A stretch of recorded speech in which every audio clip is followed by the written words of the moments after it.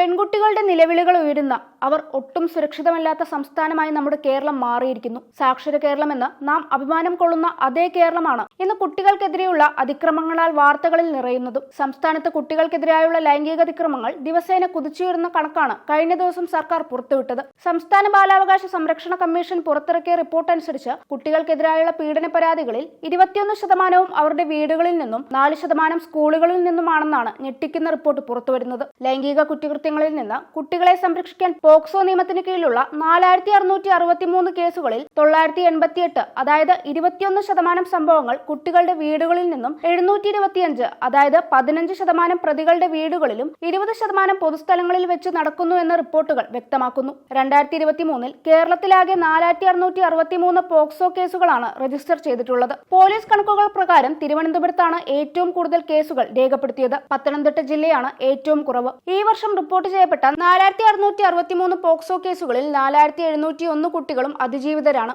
POCSO നിയമത്തെക്കുറിച്ചും ശിശു സൗഹൃദ നടപടികളെക്കുറിച്ചും കുട്ടികളെ ബോധവൽക്കരിക്കേണ്ടതിന്റെ ആവശ്യകതയും അവർക്ക് സ്വയം പ്രതിരോധ പരിശീലനം നൽകേണ്ടതിന്റെ ആവശ്യകതയും ഇത് എടുത്തു കാണിക്കുന്നുവെന്നും റിപ്പോർട്ടുകൾ പറയുന്നു.